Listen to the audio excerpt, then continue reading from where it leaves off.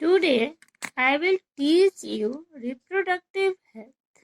What is reproductive health? हम लोग reproductive health क्या है, पहले इसका definition देखेंगे.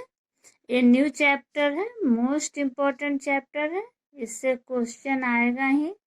तो अब हम लोग देखते हैं कि रिप्रोडक्टिव हेल्थ क्या है. What is reproductive health? तो डिफिनेशन अगर हम लोग देखते हैं कि reproductive health simply refers to healthy reproductive organs with normal function. Simply हम लोग क्या देखते हैं कि अगर रिप्रोडक्टिव ऑर्गन है, वह फंक्शन कर रहा है, तो क्या वह रिप्रोडक्टिव हेल्थ का डिफिनेशन सही होगा? कोई आदमी है, अगर वो बच्चा पैदा करने में सक्षम है, बच्चा पैदा भी कर रहा है, तो क्या वो हेल्दी रिप्रोडक्टिव ऑर्गन कहलाएगा? रिप्रोडक्टिव हेल्थ का डिफिनेशन होगा? नहीं, कभी नहीं होगा. देखते हैं आगे WHO ने क्या रिप्रोडक्टिव हेल्थ का जो है डिफिनेशन दिया है. अकॉर्डिंग टू WHO, हाँ, WHO का फुल फॉर्म क्या होगा?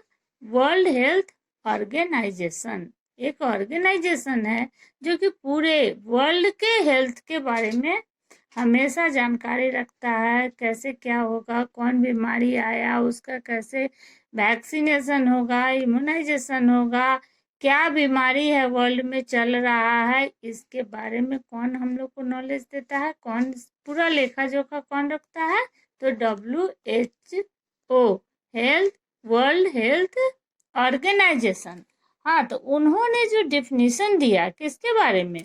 रिप्रोडक्टिव हेल्थ का, वही डिफिनेशन को हम लोग मानेंगे. तो क्या दिया डिफिनेशन उन्होंने? Reproductive health means a total well-being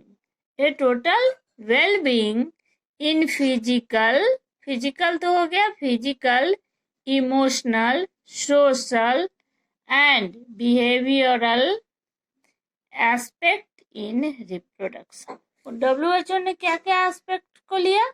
सबसे पहले फिजिकल को क्या उन्होंने कहा? फिजिकल देखो, जैसा कि उसका ऑर्गन सब सारा सही है. हाँ, जैसे कि वो स्पर्म का फॉर्मेशन कर सकता है, फीमेल है तो उसमें ओजेनेसिस, ओवम का फॉर्मेशन हो सकता है. तो फिजिकली क्या है, वो सही है. दूसरा इमोशनल उसका इमोशन से लेता है कि वो किस तरह का आदमी, उसका इमोशन क्या है. सोशल स्टिग्मा, वो सोशली है कि नहीं है. तो हम लोग WHO के डिफिनेशन को देखेंगे कि सोशल एंड बिहेवियरल. तो इस तरह से जिस भी ह्यूमन में ये चारों, जैसे इमोशनल हो, सोशल हो, बिहेवियरल हो, फिजिकली जो फिट हो, उसी को हम लोग क्या कहेंगे? Reproductive health. तब रिप्रोडक्टिव हेल्थ को हम लोग सही मानेंगे कि वो वास्तव में रिप्रोडक्टिव हेल्दी पर्सन है. तो इसको देखने के लिए, रिप्रोडक्टिव हेल्थ को पढ़ने के लिए हम लोग जो टॉपिक आगे देखेंगे, वो क्या क्या टॉपिक हम लोग को पढ़ना है इसमें.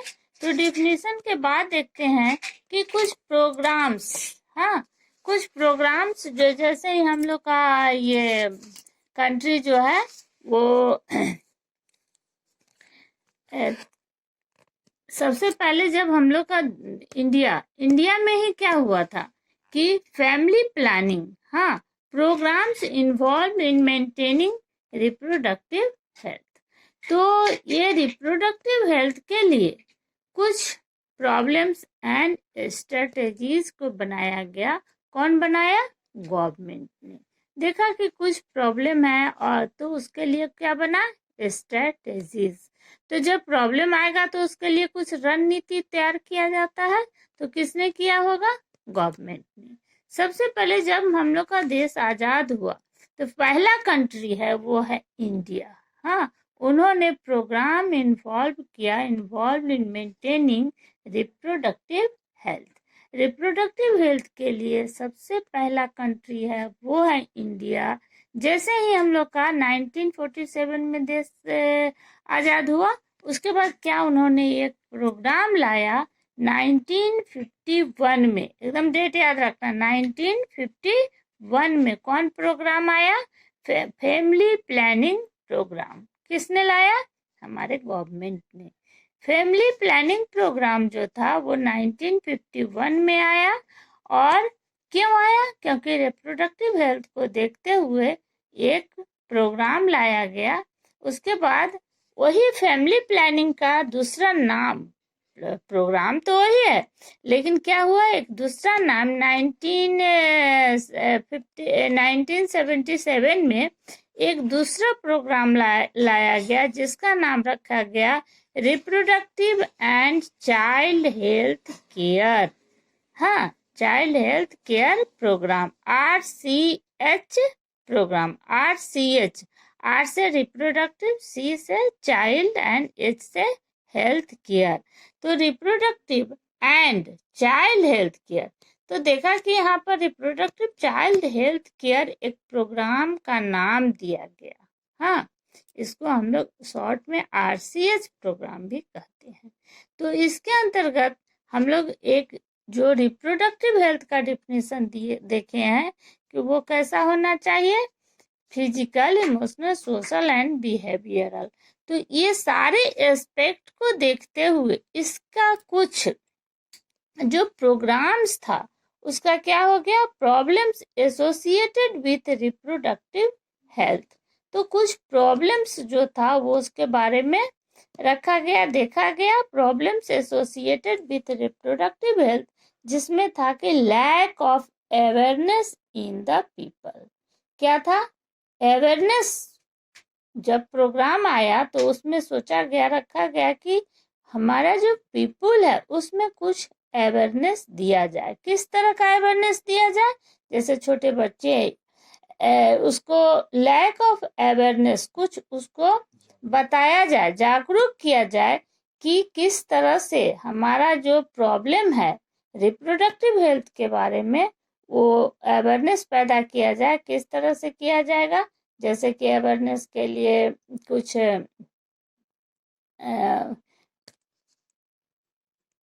ऑडियो विजुअल एड्स के द्वारा, कुछ पंपलेट के द्वारा, इस तरह से अवेयरनेस दिया जाए। दूसरा था a number of myths and misconceptions about sex related aspect. तो इस जो RCH प्रोग्राम है उसके तहत जो एक रिप्रोडक्टिव हेल्थ के लिए जो प्रोग्राम, जो एक प्रॉब्लम था जिसको कि देखा गया कि ये नंबर ऑफ मिथ्स, मिथ्स किसके लिए होगा? बच्चों के लिए। स्कूल लेवल में मिथ्स माने, देखो जैसे कि कुछ सेक्स रिलेटेड कुछ बात बच्चा जान गया, उसमें तरह तरह का भावना होता है, वो कुछ समझता नहीं है, उसी को क्या बना लेता है, एक मिथ्स बना लेता है। एंड मिसकंसेप्शन, जिसके कारण क्या होता है, मिसकंसेप्शन, उसमें गलत धारणा बन जाती है। तो इससे रिलेटेड जो भी सेक्स रिलेटेड एस्पेक्ट हो उसको स्कूल लेवल पर ही अगर बच्चों के बीच रखा जाए तो क्या वो समझ जाएगा, और उसमें न मिथ्स होगा, ना मिसकंसेप्शन होगा, ना उसके लिए सेक्स से रिलेटेड कोई भी जो धारणा होगा वो गलत होगा। तो ये सारे किस में रखा गया? हेल्थ से जो भी रिप्रोडक्टिव हेल्थ है वो किस में, इस प्रोग्राम के अंतर्गत, किस में, RCH प्रोग्राम के अंतर्गत ये सारे मिथ्स एंड इसको समझाने के लिए रखा गया कि ये सब इसमें बातें आनी चाहिए। फिर था कि common occurrence of sexually transmitted disease, कुछ जो डिजीज होता है सेक्सुअली ट्रांसमिटेड डिजीज है उसके बारे में अवेयरनेस पैदा करना। फिर दूसरा था कि एक सबसे बड़ा जो चीज था वो ये है कि rapid increase in human population call population explosion. इसको हम लोग आगे विस्तार से भी पढ़ना है कि जो इंक्रीज, जो ह्यूमन का जो इंक्रीज हुआ, जिसको हम लोग पॉपुलेशन एक्सप्लोजन कहते हैं, उसको कैसे रोका जाए। पॉपुलेशन एक्सप्लोजन मीन्स जनसंख्या विस्फोट। तो इसको रोकने के लिए भी एक हम लोग क्या ये प्रॉब्लम में आया। फिर कुछ और था कि कोजेनाइटल डिजीज है या एक्वायर्ड इन्फेक्शन डिजीज है, ये सारे इलीगल एबॉर्शन, फीमेल फेटिसाइड्स, इस सारे चीज को इसमें रखा गया। तो इसको हम लोग आगे फिर पढ़ेंगे। तो इस तरह से देखा गया कि प्रॉब्लम क्या क्या हो गया। अब हम लोग देखते हैं नेक्स्ट जो होगा कि aims of reproductive health program, उसका एम्स क्या है, जो प्रोग्राम बना आरसीएस जो प्रोग्राम रखा गया उसका एम्स मेन क्या है। तो create awareness to provide sex education in school from myths and misconception about the sex related issue। फिर तीसरा था to prevent and control sexually transmitted disease.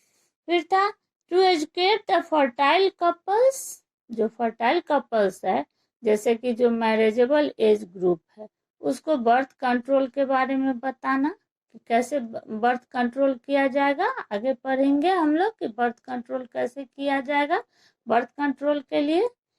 उसके बाद था prenatal and postnatal care of mother and child, importance of breast feeding for a few months, to provide medical facilities and support to problem of infertility by promoting ARTS assisted reproductive activities। तो इस तरह से कुछ AIIMS रखा गया programme के तहत कि अगर कोई है कि उसको सेक्स रिलेटेड एजुकेशन देना है, कुछ है कि उसको डिजीज जो होता है सेक्सुअली ट्रांसमिटेड डिजीज के बारे में बताना है।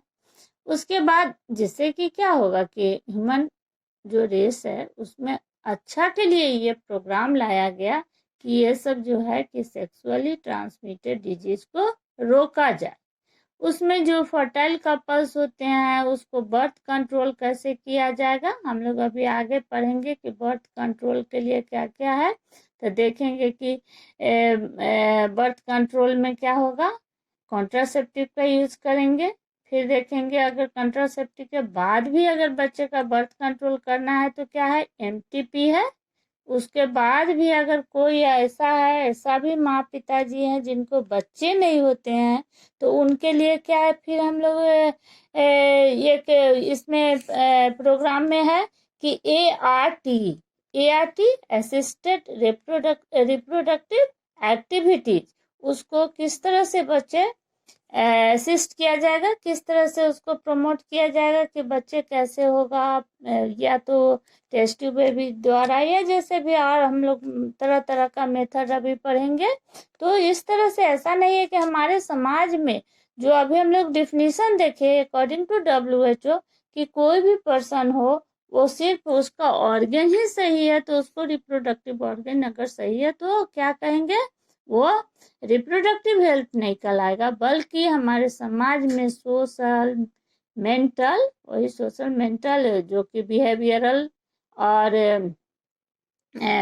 इमोशनल हो तभी हम लोग उसको क्या कहते हैं, रिप्रोडक्टिव हेल्थ। तो उस अगर ARTS नहीं होता, असिस्टेड रिप्रोडक्टिव एक्टिविटीज, वैसे माँ पिताजी को जिनको कि बच्चे नहीं है तो हम लोग तो डॉक्टर द्वारा एक उनको बच्चे किस तरह से असिस्ट विधि द्वारा, मतलब टेस्ट ट्यूब विधि द्वारा, गवर्नमेंट के द्वारा, डॉक्टर के द्वारा सपोर्ट किया जाता है जो उनको भी बच्चा पैदा हो और वो भी अपना एक लाइफ को जिए। दूसरा है मेडिकल फैसिलिटी है, प्रोवाइड मेडिकल फैसिलिटी की एक्सपर्ट नर्स, एक्सपर्ट डॉक्टर द्वारा ही बच्चे पैदा कराना।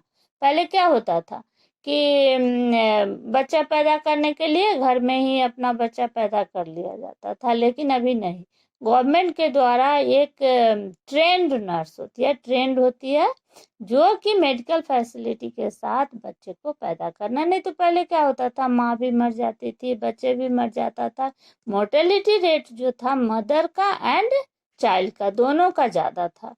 लेकिन जब मेडिकल फैसिलिटी दिया गया, देने का इस प्रोग्राम में लाया गया, अब बाद में देखेंगे कि लाने के बाद क्या हुआ, पॉपुलेशन एक्सप्लोजन कैसे हुआ वो सब फिर पढ़ेंगे उसमें। लेकिन इस प्रोग्राम में आरसीएस प्रोग्राम और फैमिली प्लानिंग के तहत ये सब बताना था। इसके बाद था कि बच्चे का केयर करना, हाँ, जो post natal care of mother and child दोनों का केयर करना, इम्पोर्टेंस, अच्छा, ब्रेस्ट फीडिंग के कारण भी बच्चे को किस तरह से दूध पिलाना चाहिए ये भी प्रोग्राम में है। तो इस तरह से हम लोग देखते हैं की aims of reproductive health program क्या है। इसके बाद हम लोग नेक्स्ट देखते हैं पॉपुलेशन एंड स्ट्रेटेजीज।